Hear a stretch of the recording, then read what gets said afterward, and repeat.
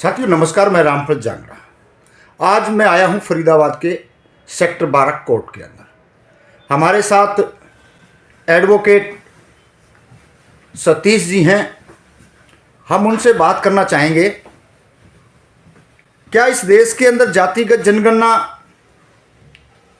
का जो शोर मचा हुआ है वो कितनी ज़रूरी है और उसमें किन लोगों का फ़ायदा और किन लोगों का नुकसान होना है, या उसमें कोई बराबर की बातें हैं। तो सीधे हम किसी औपचारिकता के बगैर ही वकील साहब के पास। जी वकील साहब, क्या मानना है आपका जातिगत जनगणना?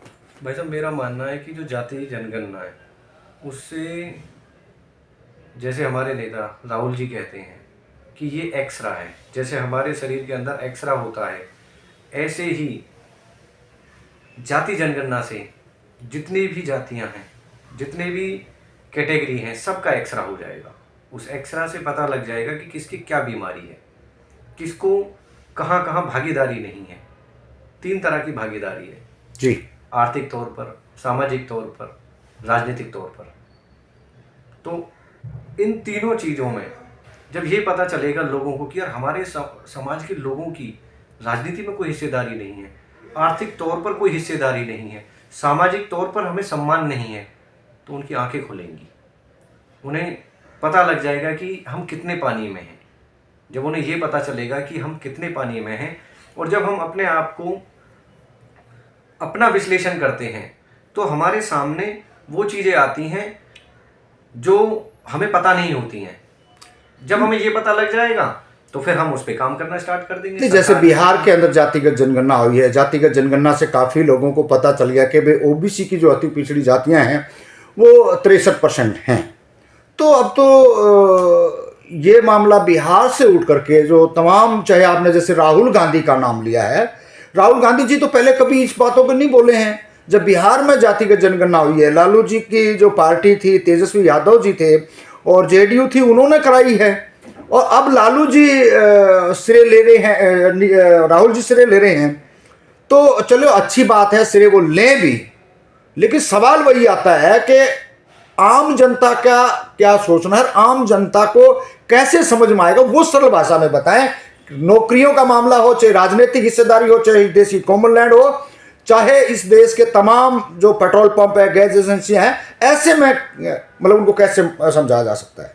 सबसे पहले तो मैं ये बात समझाऊंगा कि जो राहुल गांधी है, उन्हें श्रेय लेने की कोई वो नहीं है, उनके अंदर भूख नहीं है, उन्हें क्रेडिट लेना कोई पसंद भी नहीं है। वो एक ऐसे नेता हैं जो ईमानदारी से काम करना चाहते हैं, जो झूठ नहीं बोलते हैं। मुझे लगता है भारत में कोई ऐसा नेता है ही नहीं जैसे उनका व्यक्तित्व है, जैसा उनका स्वभाव है।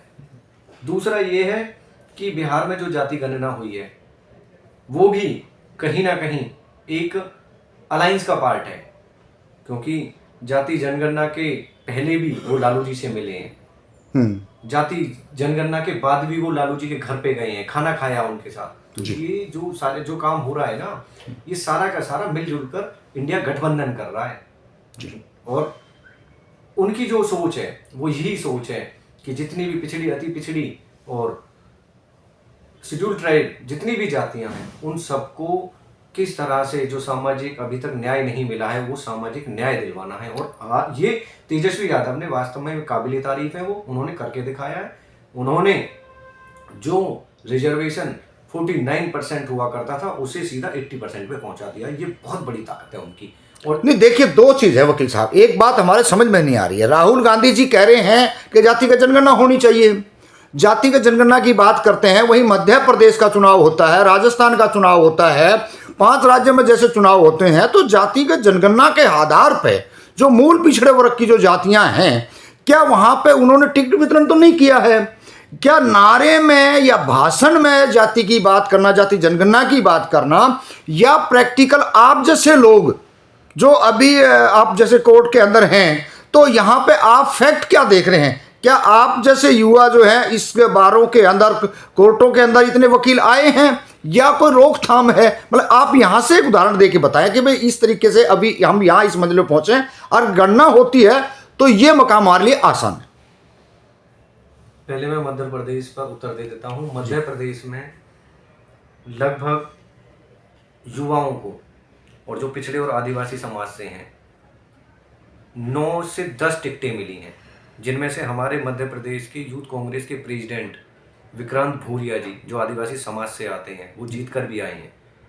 तो राहुल जी ने बिल्कुल क्लियरली मैसेज है कि ज़्यादा से ज़्यादा युवाओं को, ज़्यादा से ज़्यादा पिछड़े और अति पिछड़ों को उन्होंने आगे लेके आना है और वो लेकर आ रहे हैं और बार बार उसकी वकालत कर रहे हैं।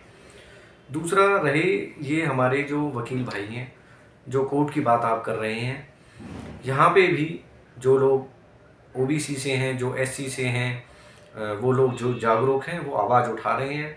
वो बात जुडिशरी की भी कर रहे हैं, बात सरकारी जो वकील बनते हैं उनकी भी उठा रहे हैं। और मैं मानता हूँ कि इतनी ज़्यादा जो आवाज़ है, जो जितनी बुलंद होनी चाहिए वो उतनी नहीं हो रही है। उसका कारण ये भी है कि वहाँ भी लगभग 85% जो दबदबा है, वो जो ज़्यादा मेजॉरिटी है, जिनकी ज़्यादा भागीदारी है, वो सामान्य वर्ग की है।